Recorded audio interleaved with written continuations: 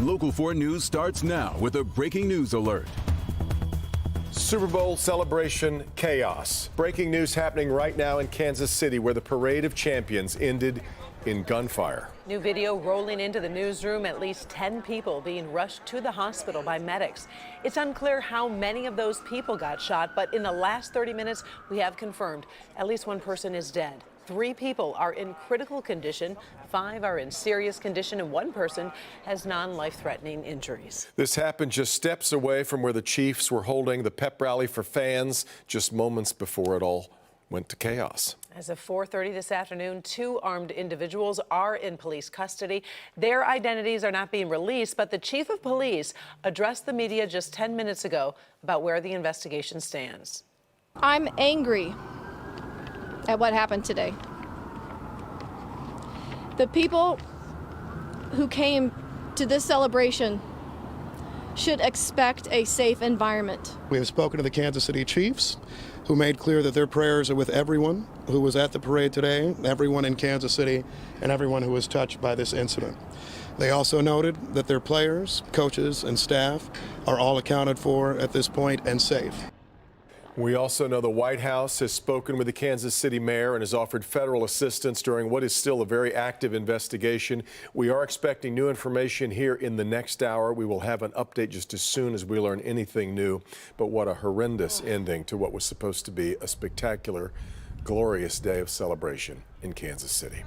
All right, we'll keep an eye on that. Back here at home tonight, Detroit police conducting a grid search in hopes of finding a 13-year-old girl who's been missing now since January 9th. Neziah Harris was last seen in the area of Cornwall Street and 3 Mile, right near East Warren and Outer Drive. Tonight, police and her family are pleading for clues. Rod Maloney live on the story for us. Rod, are officers still out there?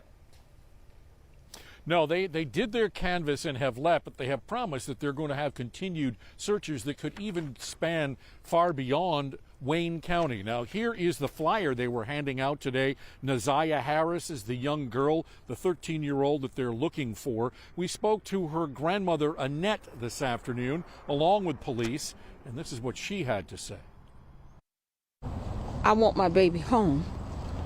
And I'm asking in the name of Jesus, and I stand on my faith that he's going to bring her home. With the help of Drone 4, we see Detroit police today fanning out across the East Side neighborhood near Shoemaker and Garland, looking for Neziah Harris, 13 years old, 5'2", weighing 130 pounds. Detroit Public Schools police saying the 8th grader left Joseph E. Clark Prep Academy on January 9th, made it off the bus near her grandmother's home on 3 Mile Avenue in Cornwall, which is about 4 miles away from today's search scene. Officers, police dogs, and cadets alike knocked on doors and did a grid search. We have debriefed on a number of different factors. We're hopeful that we find her but you know, we can't operate on hope. We have to operate on information, investigation, and work, and that's what we're here to do today. And if this looks like the operation that led to Detroit police and the FBI finding Winter Nicole Smith's body last year, it's because Detroit police now confirm the same kind of information that led them to that body is what prompted their efforts here. Annette Harris knows full well, more than a month after her granddaughter's disappearance, a search like this is ominous. Still, And we're asking anybody that has any information, I don't care who it is, please come forth, contact the police department. Her life could be in danger. So now, Darrell Woods is a police commissioner with the city of Detroit. He's offering $1,000. Crime Stoppers was here. They also offer rewards. And like Annette said, they're looking for any and all information they can get. If you have anything, call Detroit Police. Reporting live on the east side, Rod Maloney, Local 4. All right, thank you, Rod. Our other top story tonight, an infant left severely burned after a house fire this morning over in Inkster. Yeah, this happened right around 7:15 this morning at a home on Dartmouth Street, not too far from the intersection of Michigan Avenue and Inkster Road. Victor Williams following this live in Inkster tonight. Do we have an update on how the child's doing, Victor? Yeah, that child is still right now hoping to pull through, and a lot of people are in her corner. But you can see that this was just such a devastating fire. Really see up at the top of the house where the flames are believed to have broken out. But once again, this child is still trying to pull through. Where's the baby? Where's the baby? An early morning house fire leads to a baby girl being badly hurt in Inkster. 1-year-old Harmony was still in her bed upstairs when the flames broke out. She burnt like 60% of her whole body. I was like, oh my God. Eartha Hubble is Harmony's grandmother. The cause of the fire is still under investigation. All we know is that for some reason the flames sparked out around 7:15 this morning. Eartha didn't even know until it was too late. My neighbor next door knocked on the door and he was like, y'all get out the house, it's a fire. I'm like, it's a fire? We didn't hear the fire or smell it, you know. In total, 6 people were in the house: Eartha, her son Arthur, and 4 grandkids, including 1-year-old Harmony. Harmony's father was also badly burnt trying to save her. He was up there and he ran and I could hear him hollering like, oh my baby, oh my baby. I'm like, what's going on, Arthur, what's going on? Crews from Inkster, Dearborn Heights, Wayne, Garden City, and Westland all responded to put out the flames. Doctors are now working to save Harmony's life. They sent her to Ann Arbor to see if she can get skin grafts. She's on tubes. We just praying for Harmony. Yeah. And a neighbor by the name of Rob G was the one who sent us that video of the flames out there. But once again, this was such a devastating fire, and we do know that the Red Cross is involved trying to help out this family. Just imagine how horrific that was when the flames broke out. In Inkster, Victor Williams, Local 4. So awful. All right, Victor. Republican State Rep Josh Shriver is not shying away from controversy over a racist social media post. In a statement released today, the Republican from Oxford doubled down on the post about a racist conspiracy theory. We bring in Will Jones. Will, he had already been punished for that initial post. Yeah, Devin and Karen, this afternoon, the Michigan House approved a resolution denouncing racist language by House members, but it's interesting that Representative Josh Shriver was not mentioned in this resolution. Earlier today, he stood his ground on his rhetoric.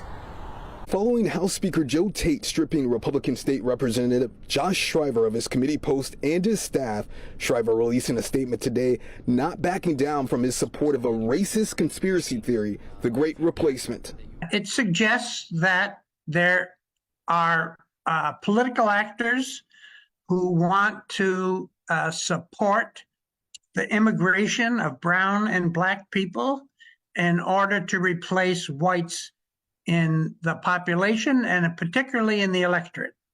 The first-term lawmaker who represents portions of Oakland and Macomb counties says he's going to keep up the fight against diversity, equity, and inclusion programs and critical race theory in workplaces and schools. This morning in Lansing, members of the Michigan Legislative Black Caucus, along with other lawmakers, gathered to condemn Shriver's rhetoric. As was stated before, this hate, racist, bigoted rhetoric has no place in the House. Shriver did not respond to my request for an on-camera interview. Instead, he sent that statement along. We're going to have much more on this story coming up at 6. You're going to hear from some Detroit civil rights leaders. We're live in Detroit. Will Jones, Local 4. Yeah, all right, Will. We will see you again at 6.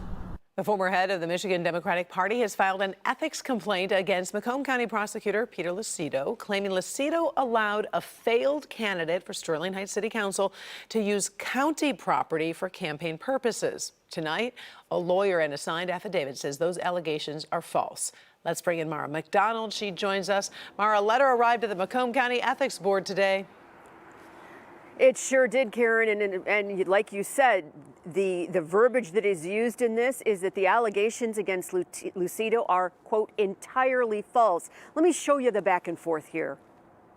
Republican Peter Lucido was the #1 vote getter among the countywide offices last go-round, and he's been a popular target for Democratic activists since. The latest complaint about Lucido comes from the former head of the Michigan Democratic Party, Mark Brewer. Brewer filed an ethics complaint against Lucido, claiming he allowed Paul Manny, who ran for Sterling Heights City Council and lost, access to county property like buildings for his campaign. The The Brewer complaint encloses a piece of political literature Manny sent out trumpeting Lucido's endorsement of him and shows the two, one in an office with Lucido and one outside what looks to be the glass door in front of his office. Well, today, a letter from Manny's attorney arrived at the County Ethics Board saying Brewer's allegation is entirely false and includes a signed affidavit from Paul Manny, who says, yes, he met with Lucido and took pics of the two on his cell phone. And Lucido had no idea Manny would use them in political literature, nor did he get Lucido's consent to use them.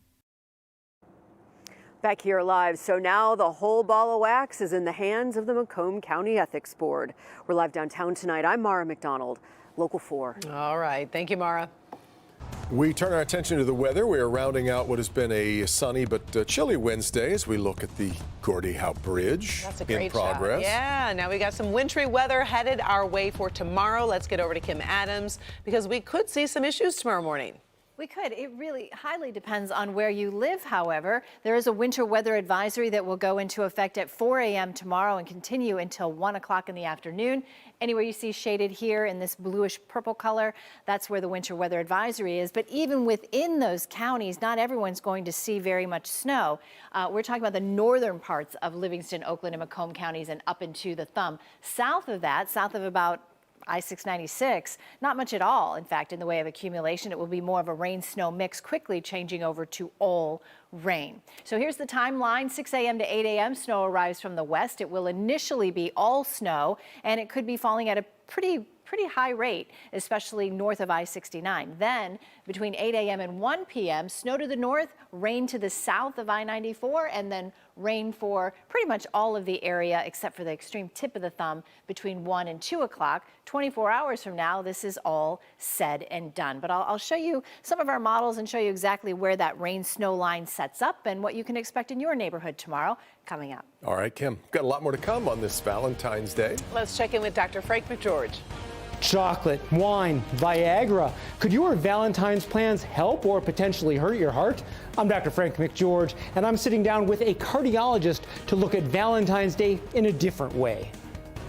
I'm Sean Lake, next live at Local for the very latest on the condition of this 15-year-old Loyola High School student shot in the head at the Westin Hotel in Southfield last weekend. Also the latest on the investigation and how the Jennifer Crumley verdict may play a role in this case, holding adults accountable for this tragedy. All right, Sean, and we continue to monitor the breaking news from Kansas City. Police confirm one fatality in a shooting at the Chiefs Super Bowl celebration parade. We also know at least 9 others were taken to the hospital.